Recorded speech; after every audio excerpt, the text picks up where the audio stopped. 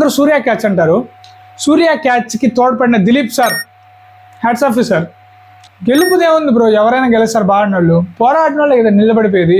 South Africa వాళ్ళు ఎంత పోరాడారో దానికి మించి మన వాళ్ళు పోరాడబట్టే కదా గెలిచింది.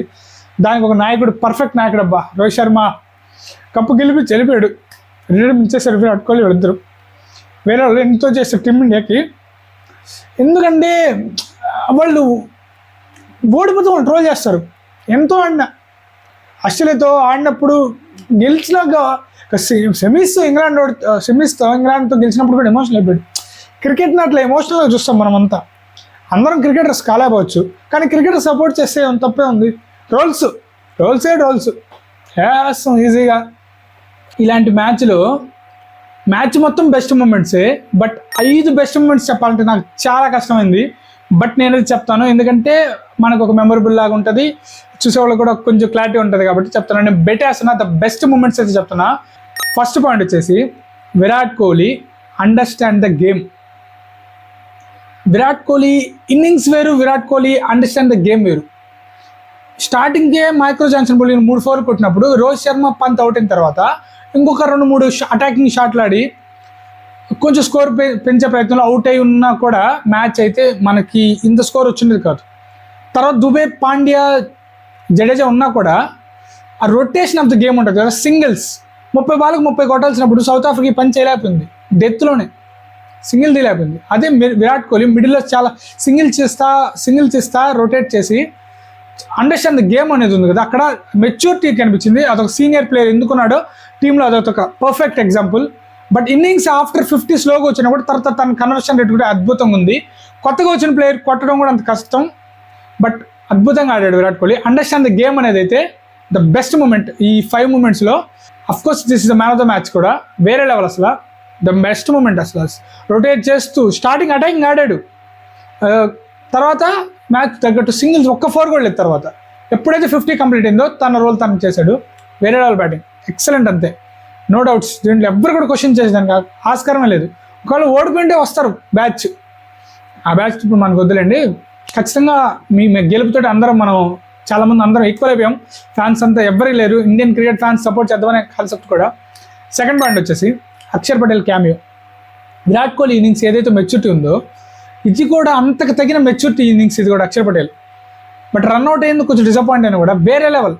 అక్షర్ పటేల్ వచ్చింది ఏంటంటే ఇంకొక వికెట్ పడకుండా కాస్త స్లోగా ఆడడం, అలాన్నప్పుడు కొంచెం స్లోగా ఆడుంటే విరాట్ కోహ్లీ తప్పదు. విరాట్ కోహ్లీ కూడా ఆ రన్ రేట్ పెంచే ప్రెషర్ విరాట్ కోహ్లీ ఉండేది. బట్ అట్లా కాకుండా అక్షర్ పటేల్ ఏదైతే మెచ్యూరిటీతో ఆడుతూ అట్లాగే 6లు కొట్టాడు.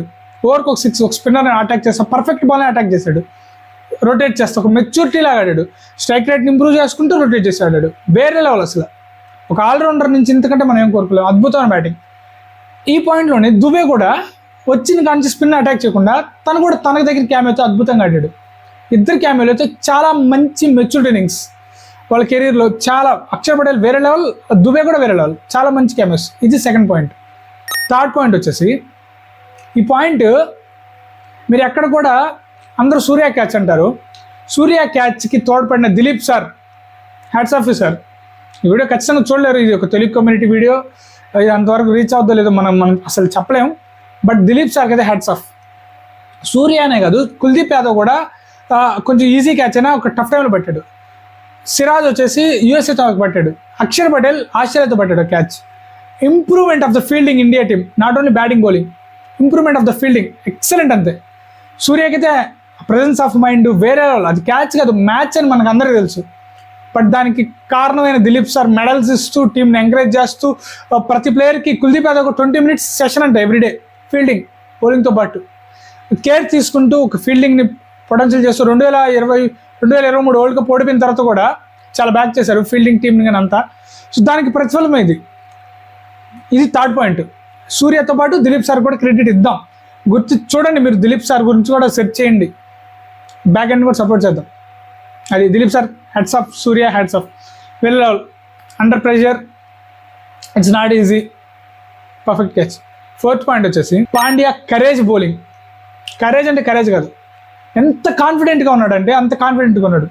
ఈవెన్ తన బ్యాటింగ్కి వచ్చే ముందు కూడా స్కోర్ పడుతున్నప్పుడు డగౌట్లో తను చూపిస్తే చాలా కాన్ఫిడెంట్, చాలా రిలాక్స్గా ఉన్నాడు.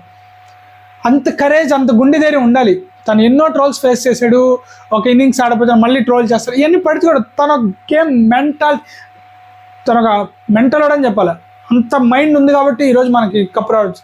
ఎమోషనల్ అయ్యాడు కూడా అంటే వేరే లెవెల్. కరేజ్ బౌలింగ్ అక్కడ పాయింట్ మారిపోతుంది.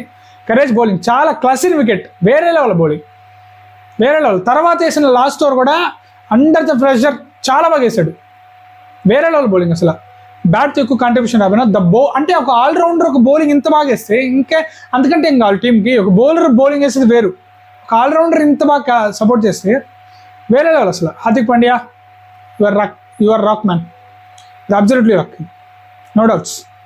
ఇక 5th పాయింట్ వచ్చేసి Jasprit Bumrah, man of the tournament. Man of the tournament అనేది చాలా, ఏదైనా ప్లేయర్ బాగా ఆడితే మ్యాన్ ఆఫ్ ద టోర్నమెంట్ ఇస్తారు.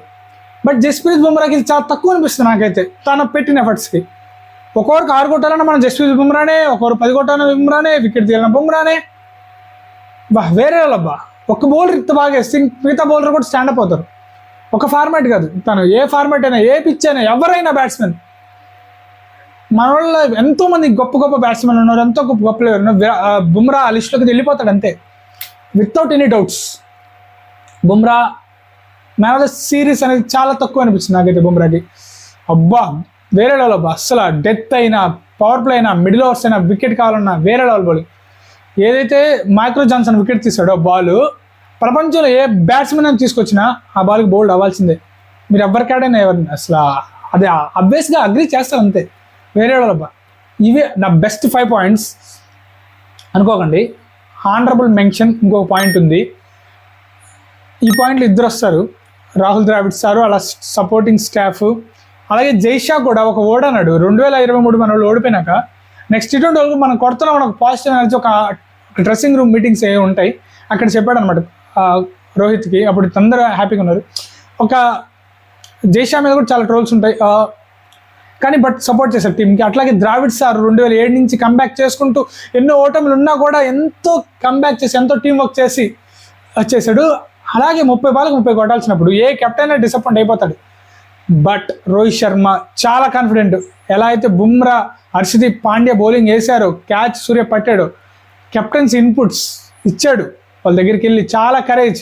లాస్ట్ వరకు పోరాడదాం, గెలుపుదే ఉంది బ్రో, ఎవరైనా గెలుస్తారు బాగున్న వాళ్ళు. పోరాడిన వాళ్ళు కదా నిలబడిపోయేది. సౌత్ ఆఫ్రికా వాళ్ళు ఎంత పోరాడారో దానికి మంచి మన వాళ్ళు పోరాడబట్టే కదా గెలిచింది. దానికి ఒక నాయకుడు, పర్ఫెక్ట్ నాయకుడు అబ్బా రోహిత్ శర్మ. కప్పు గెలిపి వెళ్ళిపోయాడు, రిటైర్మెంట్ ఇచ్చేసారు విరాట్ కోహ్లీ ఇద్దరు. వేరే వాళ్ళు ఎంతో చేస్తారు టీమిండియాకి. ఎందుకంటే వాళ్ళు ఓడిపోతే వాళ్ళు ట్రోల్ చేస్తారు. ఎంతో ఆడిన ఆస్ట్రేలియాతో ఆడినప్పుడు గెలిచినాక సెమీస్తో ఇంగ్లాండ్తో గెలిచినప్పుడు కూడా ఎమోషనల్ అయిపోయాడు. క్రికెట్ని అట్లా ఎమోషనల్గా చూస్తాం మనం అంతా. అందరం క్రికెటర్స్ కాలేకపోవచ్చు కానీ క్రికెటర్ సపోర్ట్ చేస్తే తప్పే ఉంది. ట్రోల్సే వేస్తాం ఈజీగా అంటే రివ్యూస్ చెప్పుకుంటాం ఇంట్రెస్ట్. బట్ చెప్తాం ఒకవేళ ఆడుకుంటే ఇట్లా ఆడలేదని అంతే, కానీ ట్రోల్ చేసినంత మనం కెపాసిటీ లేదు. ఇచ్చేసాడు, చూస్తారా T20. ఓకే, ఇది నా 6 పాయింట్లు. 7 చేస్తూ ఉంది. అప్పటికి ఇంత గ్యాప్ తీసుకొని చెప్తా ఉన్న పాయింట్లు. రివ్యూస్ వద్దు, నేను ఎంజాయ్ చేయాలన్నా బట్ చెప్పాలి కదా, చెప్తే ఒకరైనా మారుతారు. చాలామంది గెలిచిన తర్వాత అందరూ సపోర్ట్ చేస్తూ ఉన్నారు, అందరు ఫ్యాన్స్ అంతా. ఓడిపోయినా కూడా ఇట్లాగే సపోర్ట్ చేస్తే అందుకంటే ఏం కాదు. గెలుపుకి టీమిండియా ఫ్యాన్స్ ఇంకొక పాయింట్ ఏంటంటే ప్రతి ఒక్కరు సపోర్ట్ చేశారు ఇండియాకి. లాస్ట్ దాకా చూసారు, 30 బాల్ కొట్టాను కూడా మ్యాచ్ చూశారు, చాలామంది చూశారు కదా, సపోర్ట్ చేశారు కదా. వీళ్ళందరూ వల్ల ఇది పాసిబుల్ అయింది. ఇలాంటి గెలుపుల వల్ల మనకేముంటుంది రూపాయి ఆదాయం అంటారు చాలామంది. క్రికెట్ చూడడం నీకేం వస్తుందని. ఇలాంటి ఎంతో కరేజ్ ఉంటాయి. ఏ జాబ్ చేసే వాళ్ళకి కూడా బిలీవ్ చేస్తారు. ఎన్నో ఇంటర్వ్యూస్ ఫెయిల్ అయిన వాళ్ళు కూడా ఉంది, మనకు ఇంకో ఛాన్స్ ఉంది, ఇంకోటి ఉంది. ఇప్పుడు మనకి కొన్ని యూట్యూబ్ ఛానల్ సక్సెస్ కల మనం చేద్దాం, ఇంకొక విధంగా చేద్దాం, ఇంకొక పాయింట్ చెప్దాం. ఒక కాన్ఫిడెన్స్ అనేది లెవెల్ పెరుగుతాయి వీటి వల్ల. ఇదే కాదు, ఏదైనా మన లైఫ్లో ఆ సక్సెస్ అయినప్పుడే మన కాన్ఫిడెన్స్ వెళ్తాయి. బట్ ఓడిపోయినప్పుడు మనం సపోర్ట్ చేయాలి. చాలా ఉంటాయి, ఇవన్నీ ఈజీ, మనం మాటలు ఫ్రీ కదా మనం అనేస్తాం. బట్ సపోర్ట్ చేయడం అనేది చాలా గొప్ప విషయం. టీమిండియా ఫ్యాన్స్ అందరికీ హ్యాట్స్ ఆఫ్.